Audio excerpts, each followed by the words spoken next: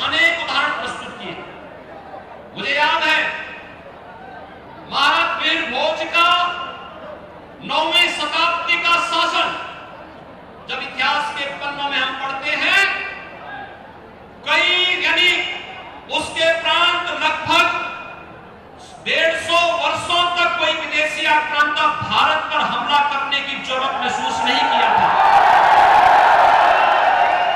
याद करिए, उसके बाद मोहम्मद गजनवी का ही हमला होता है, जो भारत के मंदिरों को, भारत के धर्मस्थलों को रोकते हुए, तोड़ते हुए, यहां की बहन बेटियों को गजनी की बाजार में 2-2 दिनार में बेचता हुआ बेशर्मी के साथ भारत को अपमानित करता हुआ दिखाई देता है। क्या हमने कभी इतिहास के इन काले क्षणों से भी कुछ सबक सीखा? क्या कि महाराज वीर भोज ने हमें सुरक्षा का जो कवच दिया हुए, हम सब जानते हैं राजा वीर भोज ये शिव भक्त थे, और गजनवी ने पहला हमला कहां किया था? महान शैव स्थल 12 ज्योतिर्लिंगों में पूज्य सोमनाथ के मंदिर पर। याद करिए, दूसरा महापुरुष में देखता हूं, आप पूर्वी उत्तर प्रदेश में कहीं गए होंगे, महाराज सुहेलदेव का नाम आपने सुना होगा।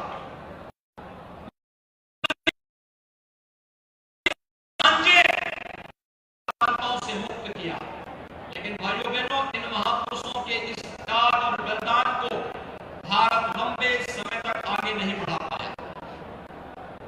उनके योगदान को लंबे समय तक आगे नहीं बढ़ा पाया, क्योंकि हमारे यहां फिर वही विकृति एक बार फिर से सिर चढ़ करके बोलती हुई दिखाई दी, जिस विकृति के कारण इस देश के अंदर विदेशी आक्रांता आते थे। आप कभी इतिहास पढ़िए, पानीपत के युद्ध के बारे में देखिए, वहां क्या स्थिति है। आक्रांता भारतीय सेना को देखकर भयभीत थे, लेकिन जब वे भारत के अंदर नजर डालते हैं और जब सेनाएं आमने सामने रात्रि को अपने शिविर में रखती थे, तब उन्हें लगता था कि नहीं, भारतीय सेना बड़ी होने के बावजूद भी जाति के आधार पर, क्षेत्र के आधार पर, भाषा के आधार पर बटी हुई है, इनमें समन्वय का भाव है। और फिर इसी का लाभ उठा करके विदेशी आक्रांता आकर के यहां पर उस प्रकार हम लोग अपने आन मान और शान की रक्षा करने के लिए जब भी आवश्यकता पड़ेगी तो कदम से कदम मिला करके चलेंगे। और इसीलिए मैं आज के अवसर पर आप सबसे अपील करूंगा, भाइयों बहनों, मैं अपील करूंगा, सामाजिक संगठनों से मेरी अपील होगी कि आज उनकी सबसे महंगी भूमिका है। सामाजिक संगठन समाज के अंदर अगर किसी कालखंड में किन्हीं परिस्थितियों के कारण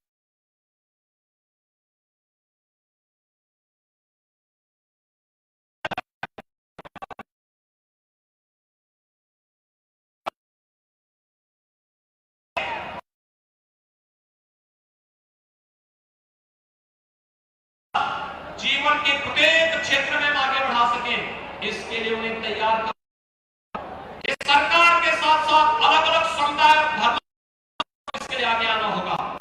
और भाइयों बहनों, दूसरा, हम सबको एक बात ध्यान रखना, हमारी जाति मत और उपासना विधि अलग अलग,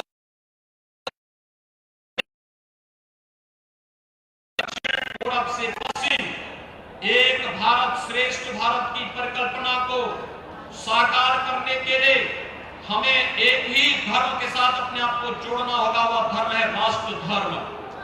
अगर राष्ट्र धर्म पर कहीं आंच आई तो कोई भी सुरक्षित नहीं होगा, कोई उपासना विधि सुरक्षित नहीं होगी, कोई जाति, कोई मत, कोई मजहब, कोई व्यक्ति, कोई सुरक्षित नहीं होगा।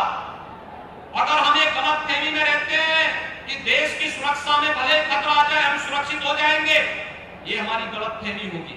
हमें याद करना होगा एक ही धर्म, और वह है राष्ट्र धर्म। और राष्ट्र धर्म के लिए हम सब